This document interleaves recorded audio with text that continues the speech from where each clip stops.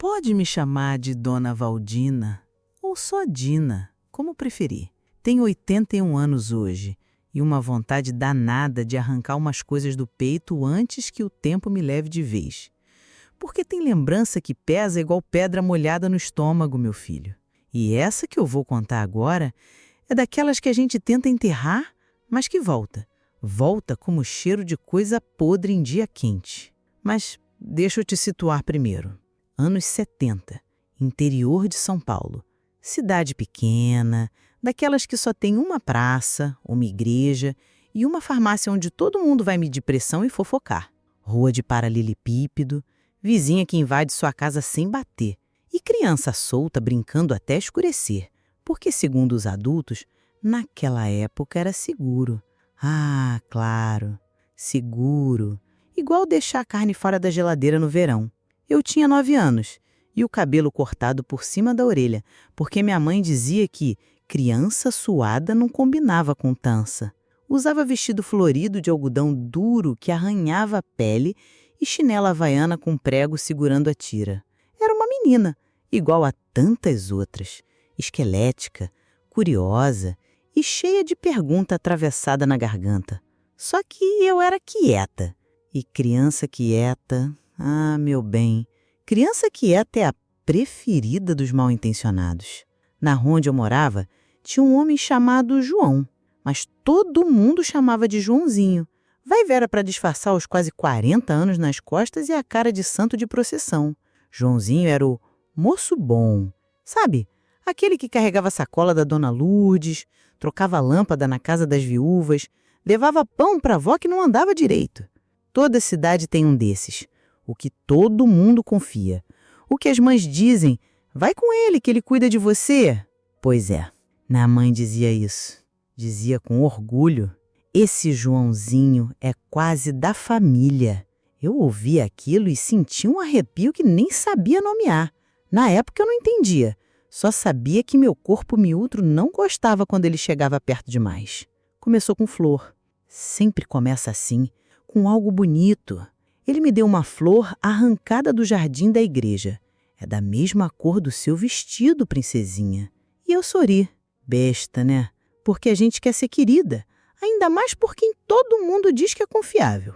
Guardei a flor entre as páginas da Bíblia da minha avó.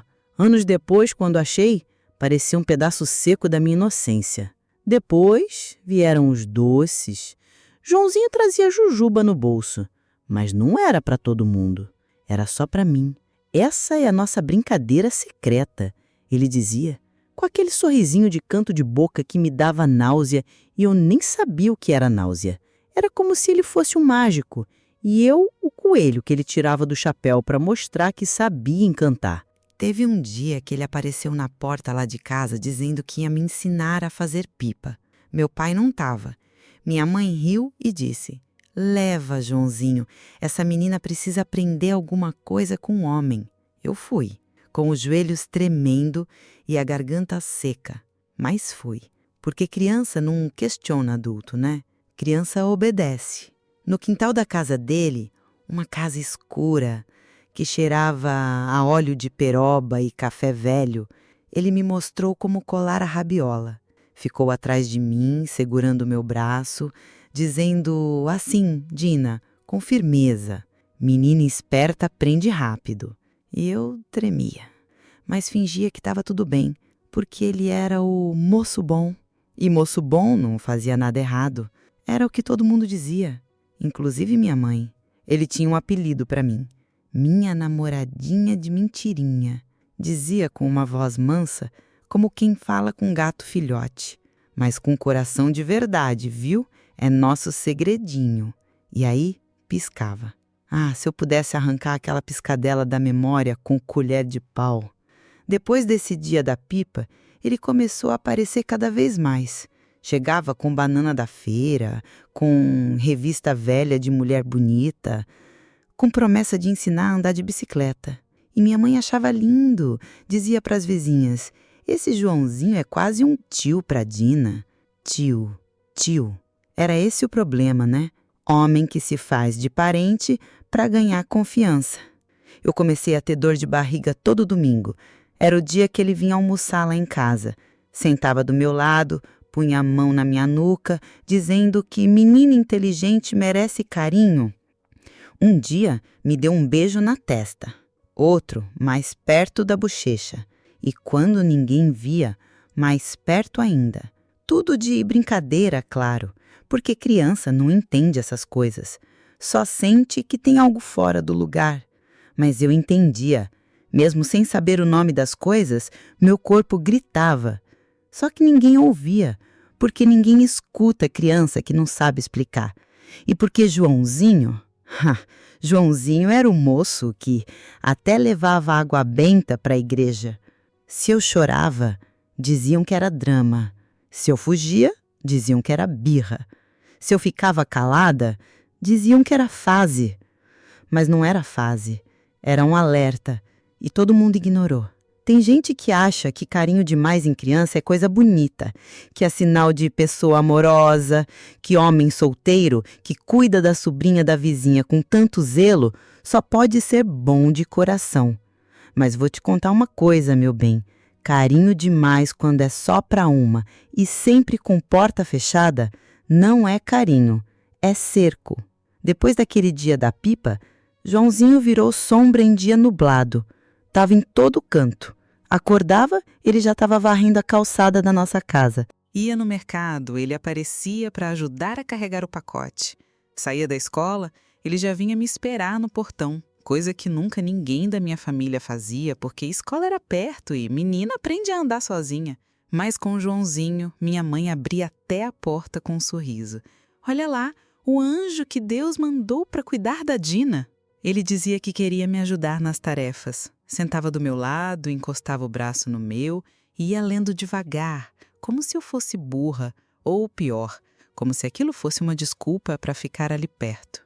Tinha vez que ele corrigia a letra da minha mão, segurando a minha com força, e dizia que menina precisa ter a letra bonita igual coração limpo. Começou a aparecer com um bombom escondido no bolso. Mas não pode contar para ninguém, viu? É só nosso. E aí vinha com aquela voz mansa de cobra. Namoro secreto tem que ser só nosso, senão perde a mágica. 9 anos, viu? 9. Eu nem sabia o que era namoro. Só sabia que meu estômago embrulhava quando ele encostava demais.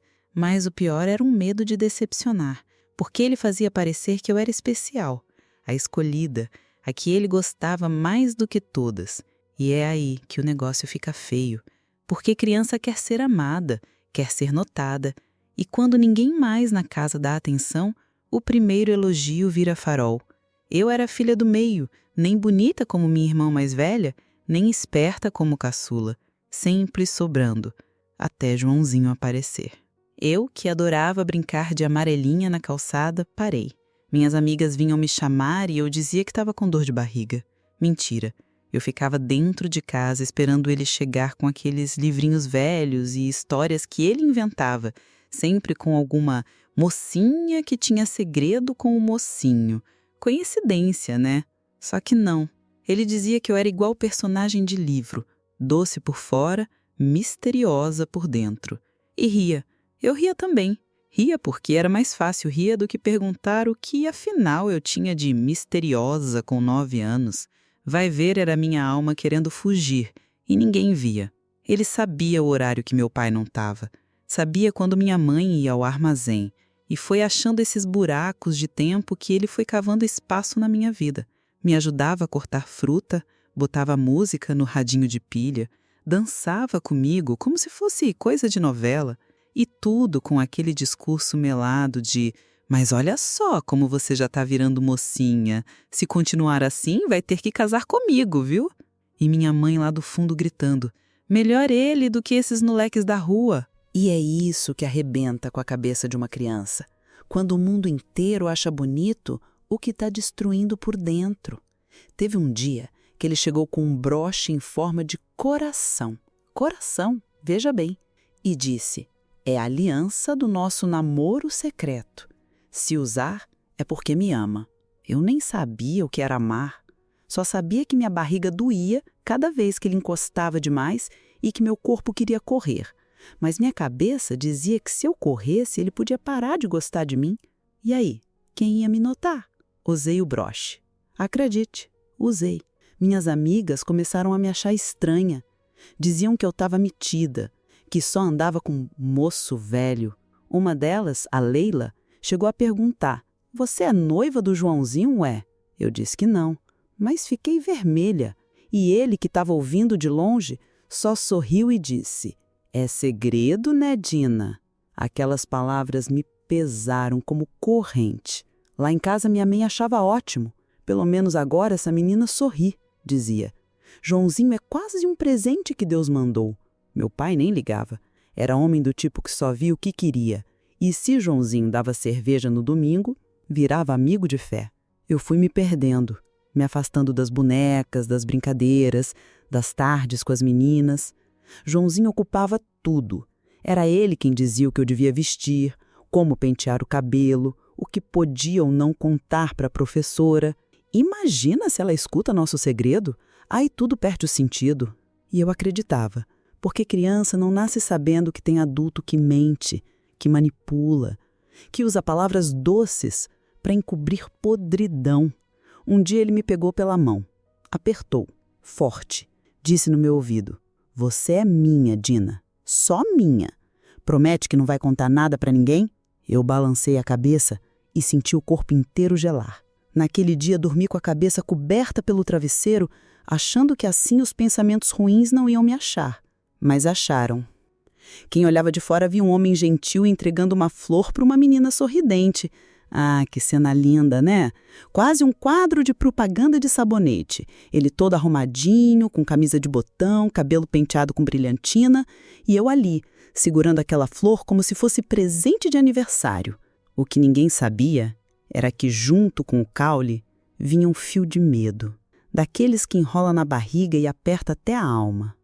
Na terceira vez que ele apareceu com uma florzinha do quintal da vizinha, diz que era para embelezar quem já nasceu para ser flor também. Vomitei por dentro. Mas, claro, por fora, eu ria, porque ele estava olhando. E quando ele olhava, a gente tinha que rir, senão vinha a pergunta: Não gostou? Tá ficando metida agora que é minha namorada?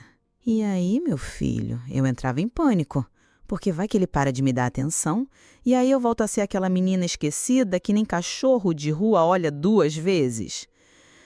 E foi assim que o broto virou hábito. Toda semana ele aparecia com alguma coisa. Uma flor, um laço de cabelo, uma pedra mágica que ele dizia que se colocasse debaixo do travesseiro dava sonho bom.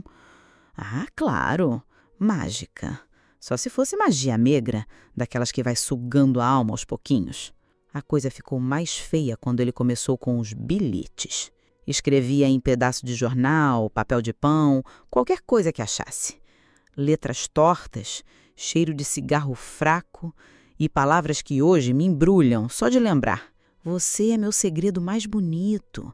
Quando eu te vejo, o mundo fica melhor. Se um dia alguém descobrir, a mágica vai embora. E vinha junto um bombom, sempre derretido porque ele enfiava no bolso da calça sem papel direito. Mas eu comia porque ele ficava olhando. E se eu recusasse, ele franzia a testa como quem leva traição. Nessa época, comecei a sentir enjoo. Não era de verme nem de comida estragada. Era o corpo avisando: tem coisa errada acontecendo. Mas como ninguém em casa era médico, a resposta era sempre a mesma: é sua mãe, a Dina. Você sempre foi dramática. Pois bem, lá fui eu ser dramática em silêncio. Joãozinho ficava me esperando no portão de escola, mesmo sem ninguém pedir. Sentava no batente de casa só para me ver fazer lição. Dizia que ver menina estudando é mais bonito que ver nascer de sol. Ah, meu bem, se alguém fala isso para uma criança hoje em dia, já sai com a testa carimbada com denúncia. Mas naquele tempo, era só mais uma frase bonita de homem solitário que se dava bem com crianças. E a cidade, fingindo que não via. Porque homem que ajuda na missa, traz saco de arroz para a mãe de 3 filhos e conta piada para o padeiro, vira santo por decreto popular. Teve um dia que ele inventou de me dar um caderninho com capa vermelha. Disse que era para escrever os nossos momentos. Eu só sabia escrever meu nome e meia dúzia de palavras, mas ele insistiu. Escreve o que sente por mim, mesmo que seja só um coraçãozinho. Pois escrevi, um coraçãozinho no canto da folha, porque ele estava ali, olhando, com o olho cheio de expectativa. E a gente aprende cedo que decepcionar adulto que te trata bem é coisa feia. O que eu não sabia era que aquele caderninho ia virar coisa dele. Ele escondia no baú da sala junto com os bilhetes que eu nunca vi de volta. E toda vez que eu me mostrava mais distante, ele dizia: "Acha que eu esqueci o coraçãozinho? Aquilo ali é prova de amor." Nessa época, parei de brincar na rua. Meus pés já não corriam mais descalços pelo chão quente da vila. As meninas me chamavam e eu inventava desculpa. "Tô com dor de cabeça, vá me pedir para ficar em casa. Tô ajudando a mãe a descascar a batata." Tudo mentira. Eu estava me enfiando nos cantos, esperando ele chegar com mais alguma coisa para colocar no meu colo. Era atenção? Era prisão? Não sei. Só sei que eu não sabia dizer não. Minha mãe? Radiante. "Essa menina vivia com a cabeça nas nuvens, agora está até mais vaidosa. Foi o Joãozinho, viu? Ele que despertou ela." Despertou assim, igual a gente acorda com um pesadelo. Um dia, ele apareceu com um buquê. De verdade, buquê mesmo, de flor do campo. Nem era aniversário, nem data especial. Só porque, segundo ele, eu merecia ser tratada como princesa. E minha mãe tirou foto com aquela câmera de filme, toda feliz. Eu com um buquê, ele do lado, e ela gritando: "Sorri, Dina! Olha quanto ele gosta de você!" Se ela soubesse o que eu sentia naquele sorriso. Depois da foto, ele tentou me dar um beijo na boca. Disse que namoro de verdade tem que ter beijo de verdade. Eu desviei, rápido. Disse que minha avó estava chamando. Ele segurou meu pulso com aquela força disfarçada e falou baixinho: "Princesa que nega beijo do príncipe vira sapo." Riu e soltou. Mas eu fiquei tremendo por dentro igual vara verde. Aquela noite, sonhei que minha boca grudava, que ninguém me ouvia, que o chão se abria e eu afundava num buraco escuro. Acordei molhada de suor e com a sensação de que alguma coisa dentro de mim tinha sido mexida. Não dava nome, mas sentia. E não era amor, não. Era medo disfarçado de afeto. No dia seguinte, ele chegou com uma rosa enrolada num guardanapo. Estava murcha. E eu entendi tudo. Tem coisa que só mulher velha repara. Pizinha antiga, daquelas que lava a roupa no tanque de cimento e enxerga pela nuca. Dona Marlene era dessas. 70 anos de vida e um olhar que atravessava a parede. Sentava no tamborete da porta e costurava enquanto vigiava a rua. Chamava aquilo de "passa o tempo", mas era vigilância disfarçada de rotina. Foi ela a primeira a dizer: "Dina tá esquisita, hein?" Minha mãe, que estava estendendo fronha no varal, soltou uma risadinha de canto. "A menina tá virando mocinha, já tá até com vaidade. Arruma o cabelo sozinha, ajeita a sainha e coisa de mulherzinha nascendo." Ah, claro. Porque criança muda de uma hora para outra, começa a evitar sol, foge de espelho e anda com o olho de quem viu assombração, tudo normal, né? Coisa de fase. Na verdade, eu só queria sumir, não com roupa bonita, com um manto de invisibilidade. Evitava o quintal, passava longe da varanda. Comecei a andar encurvada, querendo desaparecer.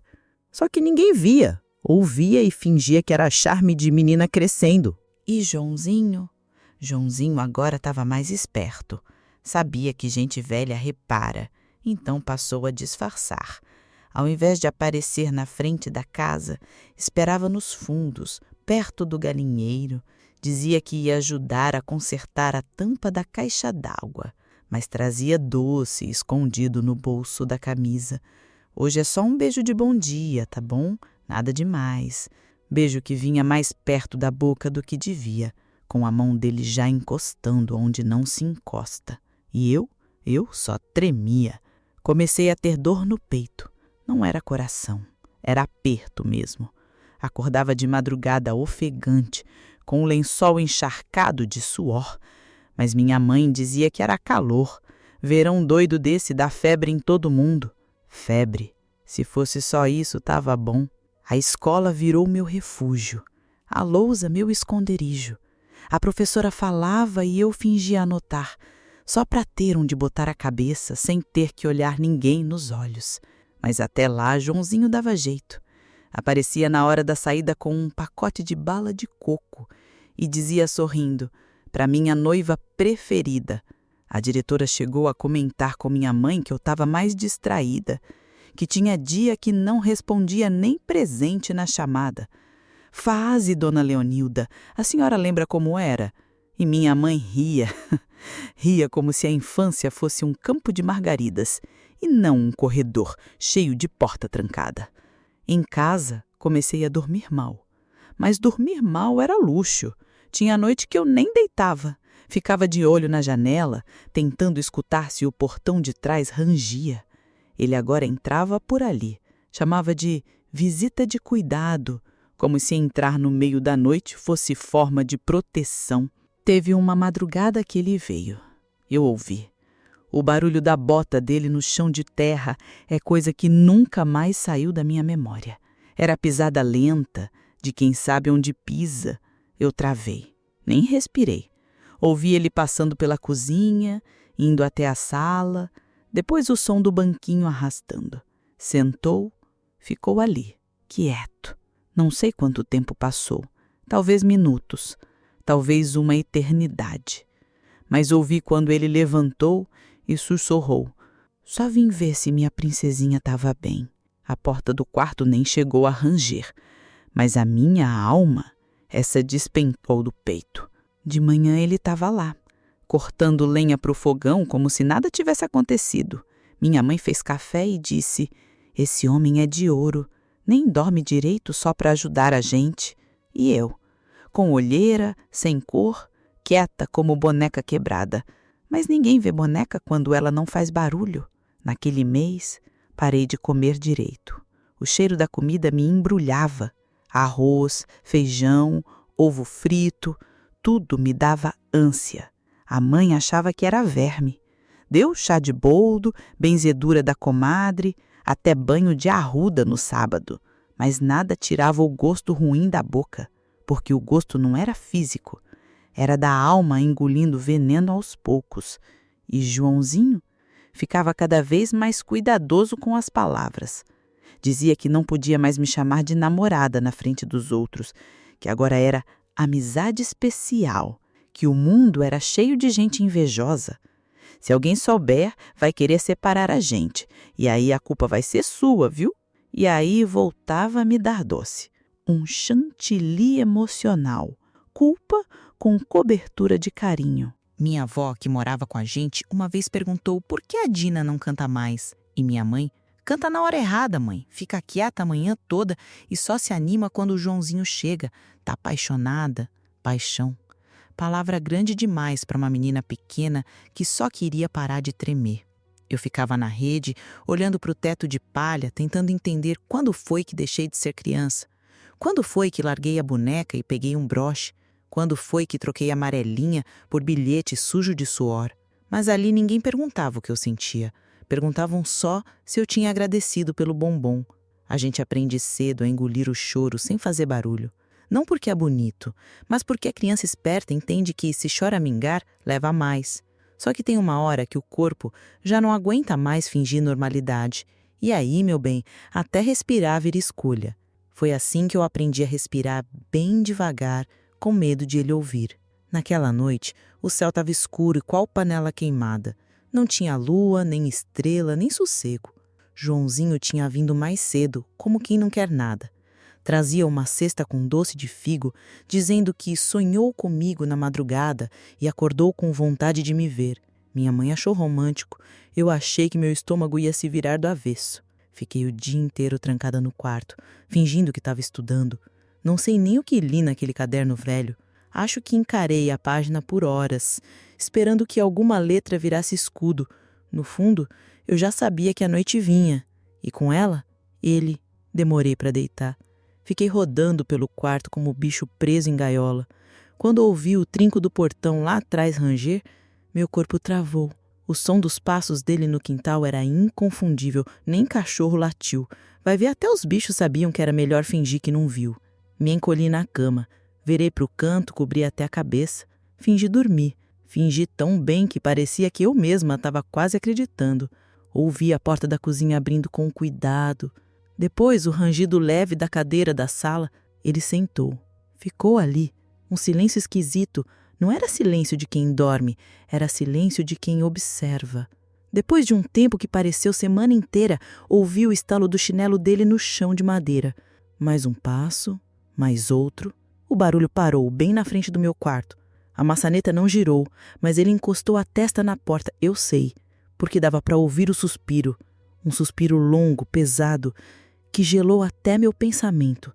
Ele murmurou, quase sussurro: "Eu sei que você me escuta, princesa. Não precisa fingir. Só queria ver se ainda pensa em mim como eu penso em você." Fiquei imóvel. Se eu me mexesse, o mundo desabava. Ele ficou ali uns segundos que pareciam eternos. Depois foi embora do mesmo jeito que veio, silencioso, como ladrão de alma. No dia seguinte, ele apareceu sorrindo, como se nada tivesse acontecido. Trouxe um lenço bordado, disse que era para limpar o rosto depois de sonhar comigo. Olhou nos meus olhos como se esperasse alguma reação. Eu desviei, olhei para o chão. Ele não gostou. Ficou com um sorriso meio torto, mas disfarçou, porque sabia fingir tão bem quanto eu. Depois disso, tudo piorou. Eu tentava evitar ele como quem tenta fugir de chuva em dia de vento.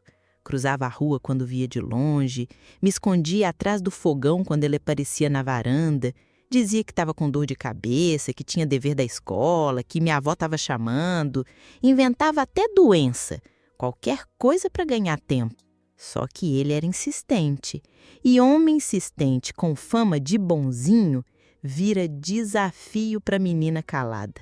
Começou a dizer que eu estava ingrata, que ele fazia tudo por mim, que me dava presente, me tratava como rainha e eu estava deixando o amor morrer. Amor, veja bem, palavra que ele usava como se fosse doce de compota, mas para mim já soava como palavrão. Começou a mudar o tom. Parou com os apelidos bobos. Agora dizia coisas como: "Se você não gosta mais de mim, podia ter dito antes." Como se eu tivesse assinado o contrato, como se meu silêncio fosse ofensa. Em casa, minha mãe achava que era ciúme de criança. Dina não quer mais saber do Joãozinho porque viu ele ajudando a Laurinha a varrer a calçada? Criança é tudo assim, egoísta. Egoísta. Palavra engraçada para quem só queria paz. Comecei a ter febre toda vez que ele aparecia. Não de mentira, era febre mesmo, daquelas que faz a testa suar e o olho arder. Mas ninguém ligava. "É do tempo", diziam. "Mudança de clima dá nisso." Clima. Era meu corpo pedindo socorro. A comida passou a não descer mais. O cheiro do arroz com alho me dava ânsia. Minha mãe dizia que era frescura. Meu pai só bufava e saía. Homem daquela época não se metia com coisa de mulher. E menina sofrendo em silêncio era só mais um móvel da casa. Joãozinho começou a deixar bilhete embaixo do meu travesseiro. Como ele botava lá, nem sei. Só sei que toda semana aparecia um. "Sinto sua falta. Sonhei contigo ontem. Coração apertado de saudade." Uma vez ele desenhou 2 bonequinhos de mãos dadas. Um maior, outro menor. O dele com uma flor na orelha. O meu com um laço. Eu queimei esse papel no fogão da cozinha. A chama pegou rápido, mas o cheiro ficou e o enjoo também. Naquela manhã, acordei com o corpo mais pesado que saco de farinha úmida. Não era cansaço de correr ou brincar, até porque eu já nem sabia mais o que era isso. Era um cansaço de alma, aquele que começa no peito e vai até a planta do pé. Olhei para o uniforme pendurado atrás da porta e desejei que ele pegasse fogo sozinho. Ir para a escola tinha virado descanso, mas aquele dia parecia ter veneno no ar. Cheguei atrasada. A diretora olhou com cara de quem já ia puxar a orelha, mas a professora Dona Carmen levantou a mão e disse: "Deixa, hoje ela senta do meu lado." Sentei, e ali começou a estranheza. Dona Carmen era miúda, de cabelo amarrado num coque que parecia que ia estourar a qualquer momento. Tinha uma voz fina, mas firme. Tão firme que um olhar dela fazia a sala inteira ficar em silêncio. Eu gostava dela, mais do que gostava da minha própria mãe, talvez. Pelo menos ela reparava nas coisas. A aula seguiu como sempre. Tabuada, cópia de parágrafo, ditado. Mas Dona Carmen não tirava os olhos de mim. Eu fingia que copiava, mas só riscava a folha para parecer ocupada. A mão tremia, o lápis parecia pesar 1 quilo. Tinha suado a blusa antes mesmo do recreio. Quando o sino tocou, as crianças saíram feito boiada solta. Eu fui me levantar, mas ela me segurou pelo braço. Não com força, não com violência, com cuidado, mas firmeza. Diana, vem comigo. Me levou até a salinha dos fundos. Aquele espaço era usado para guardar mapa, cartolina e as caixas com giz de cera que ninguém mais usava. Fechou a porta, arrastou uma cadeira, sentou na minha frente. E ali, pela primeira vez, alguém olhou para mim como se me visse de verdade. Quer contar o que está acontecendo? Eu travei. Engoli a saliva, tentei sorrir, mas o canto da boca só tremeu. A cabeça dizia, fala, agora é tua chance. Mas o coração berrava, cala a boca. Se contar ele vai sumir ou coisa pior vai acontecer. Fiquei muda. Ela insistiu. Você anda diferente, tá calada, triste, distraída. Não é só cansaço de menina. Tem coisa aí. Tentei responder, mas a garganta fechou. Senti o olho encher, mas engoli o choro com força. Se eu chorasse, ela ia saber. E se soubesse, ia perguntar. E se perguntasse, eu não ia mais saber esconder. E se eu não soubesse esconder... Ela respirou fundo. Tudo bem, não precisa falar agora. Mas saiba que eu tô aqui sempre. Na saída, ela segurou minha mão. Não como ele fazia. Não com aquele toque que gruda, mas com afeto verdadeiro. Apertou leve e me disse, se um dia você quiser escrever, eu leio. Voltei para casa com o estômago virado. E o destino, esse desgraçado, fez questão de botar Joãozinho na esquina, encostado no muro da mercearia, fingindo que lia jornal. Quando me viu, sorriu. Mas o sorriso dele não tinha mais dente. Era só sombra. Andei reto, sem responder. E ele veio atrás. Tá brava comigo, é? Não vai mais falar com seu namorado?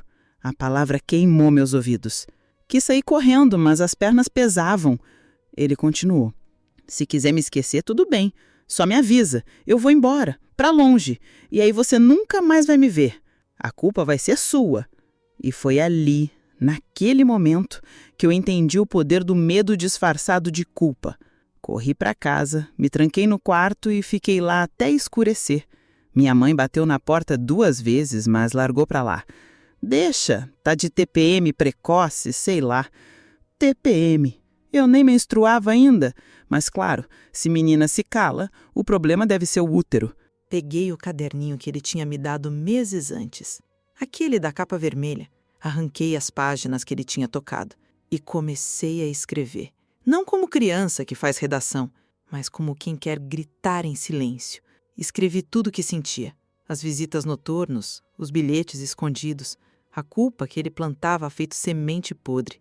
Usei metáforas sem saber o nome. Dizia que ele era um bicho com pele de gente, que o perfume dele dava enjoo, que a palavra princesa tinha virado ofensa. Escrevi até o lápis quebrar. Guardei o caderno no fundo da gaveta. Mas toda noite, antes de dormir, eu lia um pedaço. Era meu jeito de não esquecer que aquilo era real, que não era loucura da minha cabeça, que estava acontecendo e que ninguém via. Na escola, Dona Carmen começou a sorrir para mim de um jeito diferente. Não era sorriso de professora satisfeita, era sorriso de quem espera. Espera que a gente tenha coragem. E eu estava quase tendo. Só que coragem, meu filho, não é coisa que vem de uma vez. Coragem vem em gota, e a minha ainda era pouca. Tem gente que espera a primeira menstruação como quem espera um baile. Falam com aquela empolgação besta de quem nunca passou um dia com um pano amarrado entre as pernas, andando torta e rezando para não vazar na cadeira da escola. Pois bem, a minha chegada à vida de mulher veio do jeito mais sujo possível. No susto, no escuro e como sentença. Acordei com um calor estranho, um tipo de peso no ventre que eu nunca tinha sentido. Levantei para ir no quintal, ainda tonta do sono, e quando olhei a camisola, lá estava. Vermelho, escuro, denso. Senti a alma tentar sair pela boca. Gritei. Minha mãe veio correndo, achando que eu tinha quebrado a perna. Quando viu, soltou aquele sorriso besta de novela. Olha só, minha mocinha chegou! Bateu palma, chamou a vizinha, pegou um pano velho e disse: Isso é só o começo, viu? Agora sua vida muda. Mudou mesmo, mas não do jeito que ela imaginava. A notícia correu rápido. Em cidade pequena tudo vira anúncio. A Dina menstruou, diziam. A dona da padaria me deu um doce, a costureira falou que agora eu podia usar saia de pregas mais curtas e a vizinha da esquina cochichou. Joãozinho vai ficar feliz, hein? Eu quis vomitar. No mesmo dia, ele apareceu. Claro, como quem já soubesse. Bateu palma no portão com um sorriso mais largo do que da minha mãe. Trouxe um presente, uma fita vermelha. Para combinar com seu novo tempo, princesa. Eu recuei. Ele viu, mas fingiu que não. Entrou, sentou na cadeira de balanço, pediu café. E minha mãe, toda orgulhosa, serviu como se ele fosse genro premiado. A menina virou mulher, Joãozinho. Vê se pode. Parece que foi ontem que ela brincava com boneca. E ele respondeu, com aquele tom de voz que parecia mel azedo. Agora ela vai entender o amor de verdade. Minha espinha gelou. O dia seguiu com ele me olhando demais, me chamando de moça e dizendo que a gente precisa conversar melhor sobre o nosso futuro. Eu não falava, só queria sumir dentro da minha própria pele. Naquela noite, deitei sem jantar. O pano entre as pernas incomodava, mas o que doía mesmo era o peito. Não o físico, o outro. Aquele lugar onde a gente guarda tudo que não tem nome. Ele voltou 3 dias depois, com um caderno novo, capa preta. Disse que era para eu começar uma nova fase. Eu nem estendi a mão. Ele se abaixou e colocou na cadeira. Se não quiser agora, tudo bem. Mas quando quiser me contar seus sonhos, escreve aí. Sorriu, levantou e saiu como se tivesse feito um gesto nobre. Mas naquele caderno eu só escrevi uma frase. Queria ter nascido pedra. Depois que o sangue veio, ele passou a me olhar diferente. Como quem olha a fruta madura no pé baixo. Me chamava de minha mulherzinha. E falava que agora entendia por que gostava tanto de mim. Desde o começo eu sentia que você era diferente. Repetia isso com frequência, como se fosse elogio. Para mim, soava como maldição. Comecei a andar encurvada. Cada passo era uma tentativa de desaparecer. Minha mãe achava que eu estava com anemia. Me deu beterrada, fígado, até chá de casca de árvore. Mas o que eu precisava era sumir, não remédio. Ele passou a vir de noite com mais frequência. Dizia que era hora da gente se entender. Eu fingia dormir. Sempre. E cada vez ele falava mais baixo, mais perto. Uma vez encostou no meu rosto. Disse, agora sim, minha menina. Agora a gente pode brincar sem culpa. Aquela frase ficou na minha cabeça igual farpa. Brincar sem culpa. Como se eu é que tivesse carregado algum peso antes. Eu comecei a rezar. Não por fé, por desespero. Pedia para morrer, para sumir, para esquecer. Mas o céu ficava mudo. Só quem respondia era o grilo do quintal. Na escola, a professora notou o jeito como eu andava. Chamou de novo na salinha. Perguntou como eu estava. Eu chorei. Ela me abraçou, mas não forcei conversa. Só chorei. Às vezes era o máximo que eu conseguia fazer. Em casa, minha avó dizia que eu estava com os olhos tristes. E minha mãe, é fase, mãe. Adolescente fica esquisita assim mesmo. Adolescente. Eu ainda tinha 9. Naquela semana tive febre 3 vezes. Tremedeira, enjoo, dor na barriga.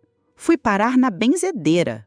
Ela passou o ramo, fez sinal da cruz, disse que era olho gordo, mas ninguém viu o veneno que me comia por dentro. E Joãozinho continuava vindo, cada vez mais sorridente. Agora dizia que ia me levar para conhecer outra cidade, que era hora de ver o mundo, mas só eu e ele. Nada de mãe junto. Casal tem que ter privacidade. Minha resposta foi vomitar no tanque. Nunca fui de fazer promessa, mas naquele dezembro eu me ajoelhei no altar da minha própria angústia e pedi com todas as palavras que alguém me leve ou leve ele. Não importava qual dos dois, desde que acabasse, porque o ar já não entrava mais direito e até o vento parecia cúmplice daquele sufoco. Joãozinho agora falava em fuga, com todas as letras. Vamos sumir, minha flor. Começar vida nova onde ninguém conheça a gente. Tinha até mapa desenhado em papel de pão, com uma linha torta levando para uma cidade que ele dizia se chamar Amparo. Nome irônico, né? Amparo. Só se fosse de pesadelo. Ele dizia que já tinha lugar para a gente ficar, que era só eu pular o muro de madrugada e ele me esperaria com a trouxinha pronta. A gente vai ser feliz longe desse povo que não entende nosso amor. E quando ele falava nosso amor, parecia que cuspia caco de vidro em cima de mim. Fiquei uma semana sem dormir direito. Passava as noites abraçada no travesseiro, com o ouvido colado na parede, esperando o rangido do portão. Queria correr, queria contar, mas a culpa me paralisava. Ele repetia: se alguém souber, a mágica morre. A culpa vai ser tua. E mágica, naquela época, ainda era a palavra sagrada. Minha professora percebeu. Me olhava de um jeito que só mãe boa olha. Mas eu só conseguia baixar os olhos. Escrever era minha única fuga. O caderno escondido no fundo do armário virou confidente. Cada página uma tentativa de gritar sem som. Escrevi: se ele me levar, eu sumo. Se eu sumir, ninguém vai procurar. E se procurarem, vão dizer que fugi com meu namorado. 9 anos e já virando lenda. Dezembro chegou com cheiro de chuva e tensão. E foi num domingo abafado que a cidade parou. Um acidente na estrada. Joãozinho tinha sido atropelado na entrada da feira. Um caminhão carregado de banana não viu ele atravessar. Diziam que foi feio, mas não fatal. Que quebrou a perna e machucou as costelas. Foi levado de ambulância para o hospital da cidade vizinha. Minha mãe, ao ouvir a notícia, desabou no banquinho da varanda. O Joãozinho! Logo ele! Um homem tão bom! Passou o resto do dia com um pano no ombro e os olhos molhados, como se tivesse perdido parente. Eu fui pro quarto. Me tranquei, deitei no chão gelado e senti o peito finalmente fazer silêncio. Pela primeira vez em meses não tinha medo de ouvir os passos dele no quintal. A noite caiu e o portão não rangeu. Dormi sem sobressalto. Acordei com o sol batendo na cara e não senti náuseas. Aquilo foi paz, ainda que emprestada. Durante a internação, ninguém sabia ao certo quando ele voltaria. Algumas vizinhas fizeram reza, outras mandaram fruta para o hospital. Minha mãe bordou um lenço com as iniciais dele. E eu voltava a respirar. Na escola, Dona Carmen me chamou de novo. Sentamos na sala dos fundos. Ela não perguntou nada, só disse: você parece menos assustada. Se quiser me escrever alguma coisa, eu leio. Naquele dia escrevi uma carta curta. Só uma frase. O silêncio do portão foi o melhor presente de Natal. Entreguei dobrada, sem nome. Ela leu e guardou. Não disse nada, mas sorriu. E foi o sorriso mais honesto que vi na vida. Enquanto Joãozinho se recuperava, a cidade voltava ao ritmo. Mas dentro de mim, algo tinha mudado. Comecei a sair mais no quintal. Brinquei de pular corda com as meninas da rua. Voltei a cantar baixinho enquanto lavava os pés no tanque. Minha mãe achava que era saudade dele, dizia. Essa menina sente falta do Joãozinho, mas é orgulhosa. Se ela soubesse. Passou uma semana, 2, 3. Ele ainda não tinha voltado. E quanto mais demorava, mais o mundo ganhava cor de novo. Era como se eu tivesse voltado a caber dentro do meu próprio corpo. Até que chegou a notícia. Ele voltaria em breve, mas de muleta. Essa parte, meu bem, teve gosto de pedra na garganta. Quando soube que ele voltaria, esperavam aqui na casa como se fosse chegada de governador. Minha mãe limpou a varanda cedo, passou pano no chão, até o lençol estava estendido do lado de fora. Tudo para parecer casa digna ao moço bom que ia regressar mancando. Dona Sofia, a costureira, foi lá fazer um toalho velho, um tecido de algodão com florezinhas, bordando as iniciais J mais D, como se casasse no civil. Eu, claro, me sentia só espectadora do circo. Não era bem chegada de alguém que fez tanto estrago. Mas quem disse que emoções pedem ingresso? Ele voltou de muleta. Parecia um soldado voltando de guerra. Só que numa guerra que ninguém declarava, mas que fazia corpos tremerem sem bala. Chegou com ar de coitado. Começou contando para todos que sofreu um acidente feio, que faleceu por dentro, mas que se manteve em pé por mim. Tive tempo de pensar na nossa ligação. E, menina, ligação boa é perigo, viu? A frase veio enrolada. Doce como melado, mas ardia igual pimenta. E ali ele apertou minha mão. Só que apertou mesmo. E completou em voz baixa. Você entendeu até onde eu ia por você?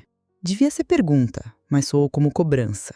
Os primeiros dias foram um ensaio geral de manipulação emocional.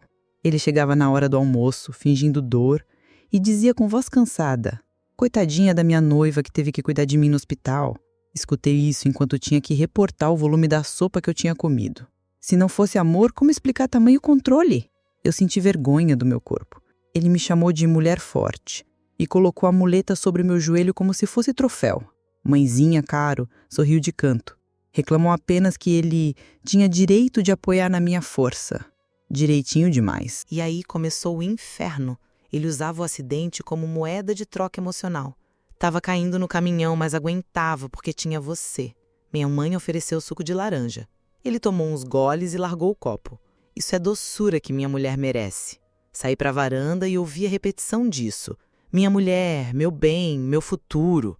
Logo reparei que minhas roupas caíam horríveis no corpo, igual fantasia de carnaval sem corpo que fosse respeitar a moda. Não sabia que tinha secado tanto. Mas a nuvem escura dentro de mim continuava emperrada, sem abrir janela. Engolia comprimidos caseiros. Erva cidreira, chá de camomila, na tentativa de entorpecer o que me corroía. Na escola, Dona Carmen chamou de novo. Deduziu que eu estava mais abatida, vacilava ao copiar frases, tremia quando escrevia no quadro. Levou-me para a salinha da cantina no intervalo. Me trouxe um pouquinho de mel para adoçar o suco que ela mesma fez. "Precisa alimentar essa menina com finíssimo, né?" disse rindo de leve. Mas eu me senti invadida, descoberta, pequena demais. As visitas dele começaram a ganhar ritual. Chegava com a muleta, sentava perto de mim e repetia trechos de orações. Falava de Deus, de céu, de promessa. E dizia: "Fiz uma promessa, se viver é para te casar." Aquele promessa não saía da minha cabeça. Parecia ser intensa. Certa vez ele me fez jurar no terço dele que seria fiel. Disse que, com fé e lealdade, nós vencemos qualquer coisa. Pediu para eu segurar a cruz com a palma da mão aberta e pronunciar as palavras que ele falava. "Jura?" perguntou. E eu jurei. Jura que ia cuidar dele, que não ia abandonar, que não contaria nada a ninguém. Jura, jura, jura. Minutos depois, saí me sentindo tonta, vazada, como se a lealdade tivesse sugado algo de mim. A igreja tinha areia no chão. O sol que passava rente aos vitrais parecia luz de cela, e eu senti pela primeira vez que fé era arma e que a tinha crucificado de joelhos. Voltando para casa, entrei no armário e vomitei tudo que tinha almoçado. A náusea era de vergonha, de repúdio, de saber que jurei para ele fidelidade que eu nem sabia administrar. No espelho me vi fantasma. Fantasma que tinha suspeitado dedicação sobre ela. Cheguei em casa, ele estava lá, mexendo no rádio antigo, às vezes lembrando de rádio antigo. Mas o rádio estava mudo. Foi só me ver pálida que passou uma mão no bolso da camisa e sacou um doce de coco. Para a alma morrer menos. Açúcar e manipulação. Eu parei, peguei a muleta dele e batei suavemente na parede. Abaixei o rosto. Ele se adiantou. "Vai machucar a muleta do seu noivo?" Eu me calei. Ele riu. "Seu noivo, hein?" E soltou uma gargalhada. Parecia zumbar do vazio que ele me deixou. No outro dia, descobri que havia sido costurado atrás, corrente de metal no pescoço. Ele havia cometido o grajejo de tentar colocar no meu pescoço a corrente como símbolo de compromisso. Retirei. Pedi ajuda à vovó para ocultar num lençol velho. Disse que me machucava o pescoço. Ninguém questionou. A cada dia, consolidava a presença dele como invasão sutil. Falava de casamento, dizia que eu tinha crescido, era hora de votar no amor de verdade. Ameaçava que a casa dele seria só nossa. Eu engolia seco. E abaixo dessa pressão, o caderno que ele tinha dado e o terço que quebrou meu espírito foram guardados, mas estampados nas minhas lembranças, na pele, na alma. Era prisão disfarçada de carinho, um muro alto feito de palavras doces. Tem coisa que a gente escreve para dentro, mas o papel insiste em escapar. E naquele dia maldito, um pedaço meu caiu no colo da pior pessoa possível, Teresa, a prima fofoqueira da minha mãe. aquela que dizia ser espiritualizada, mas tinha a língua mais afiada que a navalha do açougueiro da esquina. Tudo começou por causa de um caderno velho que eu guardava embaixo da cama.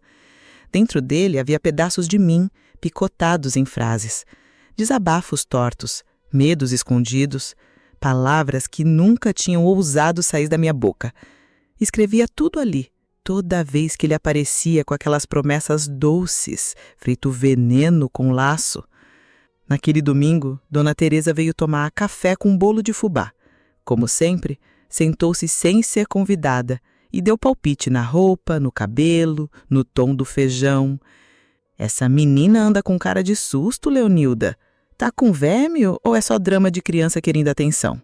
Enquanto isso, eu subi as escadas para buscar o bordado que minha mãe tinha esquecido. Não percebi que deixei a gaveta entreaberta. Não notei que o caderno escorregou. Muito menos vi quando ele se abriu no chão, como um corpo se jogando no abismo. E foi aí que Dona Teresa, entre um gole de café e outro, resolveu ver o que essa menina tanto rabisca. Leu, com a velocidade de quem fareja tragédia. E quando chegou na parte em que escrevi, ele me beija como se eu fosse dele, mas eu só queria brincar de boneca. Ela parou, ficou branca e depois vermelha, e então gritou. Minha mãe largou o prato no chão. Que foi, Teresa? Leia isso aqui, Leonuda. Leia. Isso é invenção. Essa menina escreve demais. Escreve demais ou tá tentando pedir socorro? Silêncio. Daqueles que cortam o ar. Eu desci as escadas correndo, coração martelando dentro do peito, tentando tirar o caderno das mãos dela. Mas era tarde. O estrago já estava feito. O caos começava ali, entre a mesa da cozinha e a ponta do berço pendurado na parede. Minha mãe leu, trecho por trecho. Algumas coisas ela ignorou, outras fingiu não entender. Deve ter lido alguma revista da Laurinha. Criança imita tudo. Mas Dona Teresa não deixou passar. Isso não é invenção, isso é relato. E você vai fazer o quê? Eu tremia, sentia as pernas moles, o estômago embrulhado. A sala parecia girar. Tudo que consegui dizer foi: não era para ninguém ler. A partir dali, virei problema, objeto de escândalo. Minha mãe me trancou no quarto e ficou horas chorando com a Bíblia aberta. Meu pai, que nunca se metia em nada, foi chamado da venda e só disse: Joãozinho? Aquele rapaz? Como se o nome fosse surpresa maior do que o próprio horror. Ninguém sabia o que fazer, nem como, nem por onde. E Joãozinho sumiu, desapareceu como fumaça. Nenhuma carta, nenhuma visita, nem o estalo do portão de trás. A casa ficou muda, e essa mudez teve gosto de vingança doce. Dizem que ele ouviu falar do bilhete na venda, que um vizinho deixou escapar a fofoca antes do almoço. Estão dizendo que a menina escreveu coisa feia sobre você, João. E ele não voltou mais. Pegou o trem no dia seguinte. Deixou um par de chinelos na beirada da cama que usava como se fosse dele. Nem se deu ao trabalho de se explicar. Mas deixou algo pior, a dúvida. Porque parte da vizinhança começou a cochichar que eu tinha fantasiado. Que menina muito quieta inventa história para chamar atenção. Que eu lia demais e devia ser castigada por espalhar mentira. A cidade me virou as costas com aquele cinismo típico dos lugares pequenos, onde todo mundo sabe, mas ninguém quer saber de verdade. Até o padeiro, que sempre me dava broa extra, passou a me olhar atravessado. Na escola, Dona Carme me chamou, fechou a porta da sala dos fundos e disse só: li tudo. Eu acredito em você. Aquilo foi a primeira coisa verdadeira que alguém me disse em semanas. Chorei até faltar ar. E ela me abraçou com uma força que parecia escudo. Em casa, o clima era de velório mal resolvido. Minha mãe não me olhava nos olhos. Meu pai evitava cruzar comigo e Dona Teresa não pisou mais lá. Disseram que ela se mudou para a cidade vizinha por vergonha do escândalo. Escândalo esse que ninguém quis chamar pelo nome. Eu comecei a definhar. Não comia, não falava, não saía do quarto. Só escrevia. Escrevia como se a tinta fosse antídoto, como se cada palavra costurasse um pedaço do que ele tinha rasgado. E o que mais doía não era o que ele fez, era o que ficou. Porque ninguém limpou o chão depois. Ninguém varreu a sujeira emocional que ele deixou. Só me deram panos velhos, orações desconectadas e uma nova alcunha, a menina que inventa. Depois que Joãozinho evaporou feito gás de botijão mal fechado, a cidade entrou numa espécie de coma moral. Ninguém sabia direito o que dizer, então resolveram não dizer nada. Só que silêncio em cidade pequena é palavra gritada em outro tom. E o que começou com cochicho virou diagnóstico.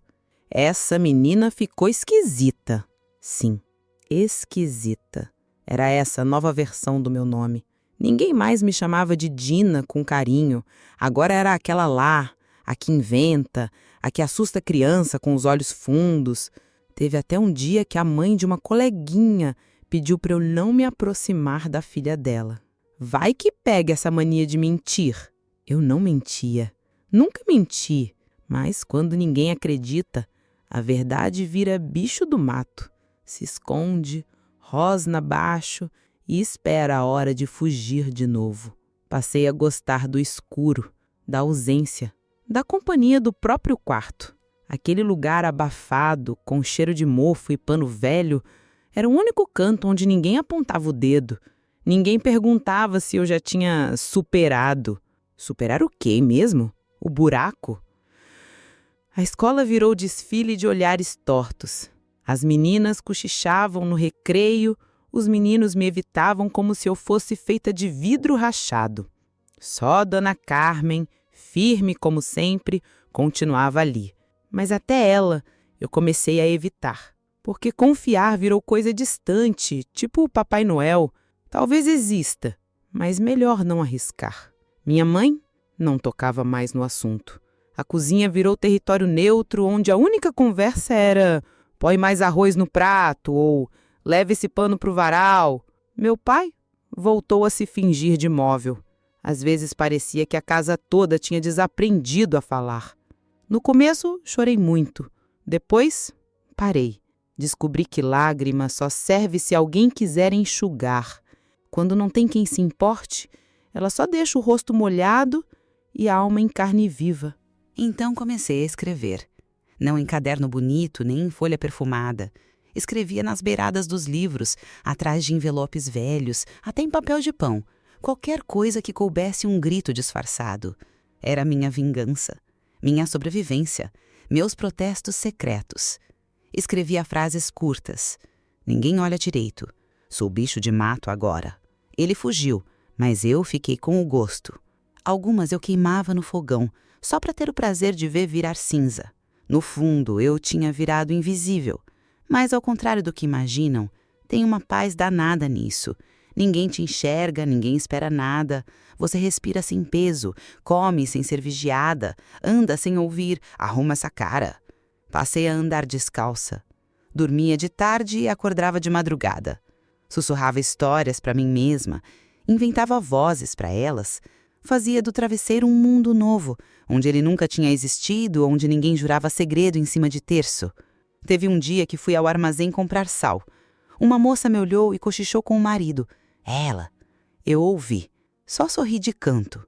Eles não sabiam, mas ela agora era mais forte do que parecia. Tinha sobrevivido a coisa que nem nome sabia dar. Já era muito. À noite, minha avó passou a mão na minha cabeça e disse: Você tem olheiras de velha, menina. Sorri. É que velha também aprende a ficar quieta, avó. Ninguém mais falava o nome dele, como se deletassem Joãozinho da memória coletiva. Mas a sombra dele ainda morava ali, grudada nas paredes, escondida no vão do armário, no espaço entre o fogão e a pia. Só eu via, só eu sentia. A professora me deu um caderno novo. Escreve o que quiser, pode ser poesia, receita, protesto, carta, mas não engole mais dor sozinha. Eu não escrevi nada nele. Guardei, como símbolo de que alguém ainda enxergava. Mas não me iludi. Sabia que o mundo não ia me devolver o que tirou.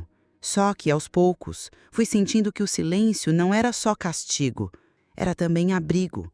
lugar onde eu me reconstruía pedaço por pedaço, sem precisar explicar nada a ninguém. A cidade seguiu. A padaria continuou com o mesmo pão amanhecido, a praça com os mesmos bancos quebrados, os vizinhos com as mesmas frases sem alma. Mas eu, por dentro, já era outra. Não mais a menina que esperava alguém vir salvar. Agora era quem se salvava ficando invisível. E talvez fosse isso que doía neles. O tempo passa devagar e rápido ao mesmo tempo, especialmente quando ele é carregado de silêncio. Já fazia tempo que eu não lembrava do nome dele sem torcer o estômago. Tinha dias que jurava que o rosto dele era apenas sombra de memória. Foi só na feira, entre o cheiro de peixe salgado e o barulho da balança que a voz antiga ressurgiu. Morreu ontem, viu? Foi derrame. Joãozinho? Perguntei sem acreditar. Ele mesmo. Teve sorte de não sofrer por muito tempo. Segundo a moça, o caixão foi para a cova esta manhã. Não chorei. Ninguém chorou. Aquilo não era notícia. Era aviso de que um arremedo de moedor de grãos havia parado de moer, que um verme que insistia em morder minha infância finalmente morreu. Mas eu só senti o peso do nada. Andei pelo resto do dia com a cesta na mão, sentindo o mundo fazer barulho sem graça. Quando cheguei em casa, tomar um banho às frutas, guardei o resto e sentei na cadeira de balanço. Fechei os olhos. O vento soprava baixo, como se perguntasse se eu estava bem. Respondi com silêncio. De noite, dormi tranquilamente, sem sonhos, sem susto, sem nariz apertando o travesseiro. O sono veio como tropeço, nem suave, nem violento. Foi só a chegada. Acordei cedo no domingo seguinte. Saí para a rua, ouvi conversa de anciãs no banco da praça. Elas falavam dele como se fosse personagem de novela antiga. É pena que não fizemos mais por ela. Igual minha mãe falava. Ela virou palavra substituta para mim. Mas ouvi sim, e só respondi com o ombro baixo. Voltei para casa e fiquei horas sentado olhando o quintal. A grama crescia, os passarinhos cantavam. Parecia uma vida normal, mas dentro de mim, uma pré-história tinha sido enterrada. Tinha um buraco lá dentro. Não era de saudade, era de justiça atrasada. Porque a verdade é que Joãozinho tinha morrido faz tempo, mas a minha criança, essa morria todo dia por décadas. No almoço, alguém comentou sobre o caixão aberto, os poucos amigos, o enterro breve. Comentou se sentia falta dele. E, em silêncio, todos tentavam concordar. Eu olhava o prato e pensava, ui, que horror encontrar esse homem morto, ainda mais depois de tudo. Mas tinha outra parte mais sombria, que me fez pensar, ele não morreu. Já morreu quando me viu como boneca. Isso sim mexe com gente. Minha avó apareceu trazendo café. Disse, pelo menos agora ele foi embora para nunca mais voltar. Eu concordei com a cabeça. Não queria falar. Não precisava. Sabia que se falasse, ninguém a entenderia. À tarde, peguei um livro velho e li nas margens um bilhete que tinha escrito aos 15 anos. Não quero nunca mais ser vista como menina bonita. Queria ser fato, não cena. Me senti plástica, mas também livre, e sorri sozinha. Naquele mês, várias vezes alguém mencionou ele. Um vizinho que trouxe lenha lembrou que Joãozinho sempre ajudava no fogão da igreja.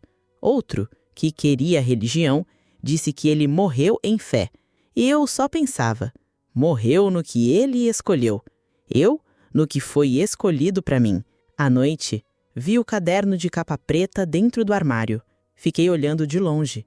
Lembrei dos votos, das acusações, do terço, da corrente. Lembrei de mim, 8 anos de idade, com medo do escuro, com febre de pânico, com as palavras todas que guardei dentro do meu peito.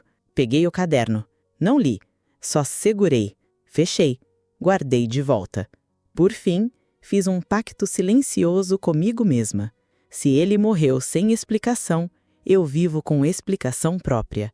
E essa explicação sou eu, todos os dias reconstruindo o chão, tirando do corpo o que restou do medo, escrevendo em silêncio, sorrindo no escuro. Ele morreu. Eu não tô morta. E tudo que perdi, infância roubada, noites quebradas, silêncio forçado, virou alicerce do que me tornou. Não deu dó, não deu raiva, não deu alívio. Deu sentido de que eu posso existir sozinha. Pode me chamar de velha, não me ofendo. Tenho quase 84. A pele já tá fina como papel de seda, o joelho ronca feito armário velho e minha memória dá umas escorregadas. Mas tem coisa que o tempo não leva. Algumas dores não caducam. Só aprendem a andar devagar junto da gente. Eu não casei, foi escolha minha. Fui noiva de um rapaz bom lá pelos 30 e pouco, mas na hora do sim minha garganta fechou como portão de fazenda em dia de chuva. Não era medo dele, era medo de mim, de repetir, de confiar demais de novo. Ele entendeu. Chorou, mas entendeu. Foi embora sem drama, como quem entende que tem lugar que não é para ficar. Não tive filhos, não quis. Gente diz que mulher que não tem filho morre vazia. Eu morri cheia de coisa. De lembrança, de silêncio, de susto que dorme debaixo da cama. Mas vazia, não. Vazia quem vive sem se perguntar por quê. Eu me perguntei o tempo todo. Trabalhei a vida inteira como costureira. Fui boa nisso. Fazia vestido de noiva, roupa de festa, uniforme escolar. Cada ponto que eu dava era uma reza torta para o mundo não desandar de vez. Costurava de madrugada com rádio baixo e pensamento alto. Fiz muita roupa bonita para gente que nunca entendeu que trauma não tem zíper. Morei sozinha depois que meus pais morreram. Herdei a casa, os móveis e a vizinhança. E o apelido, a mulher esquisita da rua de cima. Nunca me importei. Gente pequena sempre acha que diferente é doença. Mas eu era livre. E liberdade, meu bem, é coisa que assusta quem vive preso. Eu visitei a sepultura dele uma única vez. Fui sozinha, sem flores, sem vela, só para ter certeza que estava lá. Li o nome na lápide e pensei, aqui jaz o fantasma da minha infância. E fui embora. Nem me demorei. Já tinha passado tempo demais presa nele. Nunca me achei vítima. Também nunca me achei culpada. Me achei sobrevivente. E isso, para mim, sempre foi mais que suficiente. Sobrevivi sem perder a acidez, sem virar santinha, sem pedir perdão por existir torta. Nos últimos anos, comecei a escrever. Histórias curtas, bilhetes longos, cartas que nunca enviei. Escrevo porque é a minha forma de gritar sem assustar os vizinhos. Um dia, uma neta da vizinha encontrou um desses cadernos e me perguntou: "Foi verdade tudo isso que a senhora escreveu?" Respondi: "Foi", mas ninguém quis escutar na época. Ela ficou em silêncio. E naquele silêncio eu vi respeito pela primeira vez. Gosto de acordar cedo, ainda. Tomar café amargo e ver o sol aparecer de fininho no fundo do quintal. Tem um pé de pitanga que plantei com as mãos. Ele cresce torto, feito eu, mas dá fruta boa. Acho simbólico. Às vezes penso em como teria sido se tivessem me ouvido lá atrás. Talvez eu tivesse sido outra. Talvez não. Talvez só não tivesse engolido tanto grito. Mas aí lembro que, mesmo assim, fui forte. Fui pedra. Fui o que deu para ser. Hoje em dia olho no espelho e vejo uma senhora com rugas fundas e olhos atentos. Não me escondo mais. Não devo nada a ninguém. Ando devagar, mas não ando atrás de ninguém. E se me perguntarem o que foi que eu fiz da vida, respondo sem medo. Eu vivi. E isso foi meu maior escândalo. Tem gente que acha que viver é casar, parir, sorrir na foto. Eu acho que viver é continuar em pé quando o mundo tenta te dobrar. E disso eu entendo. Não fiz festa de debutante, não tive lua de mel, não fui homenageada na rádio local, mas fui minha, inteira. Mesmo quando me quiseram partida, mesmo quando tentaram me costurar no molde deles, eu desfiz as linhas e bordei outra coisa. E agora, que tô velha, cansada, com os ossos gritando e o passado quieto dentro do peito, posso dizer com certeza, ele morreu, mas eu vivi. E se tem algo que dói neles mais que a culpa, é saber que eu sobrevivi sem precisar de desculpa. E se você gostou desse relato, não se esqueça de se inscrever no canal, deixar o seu like e me dizer de onde é que você está me ouvindo.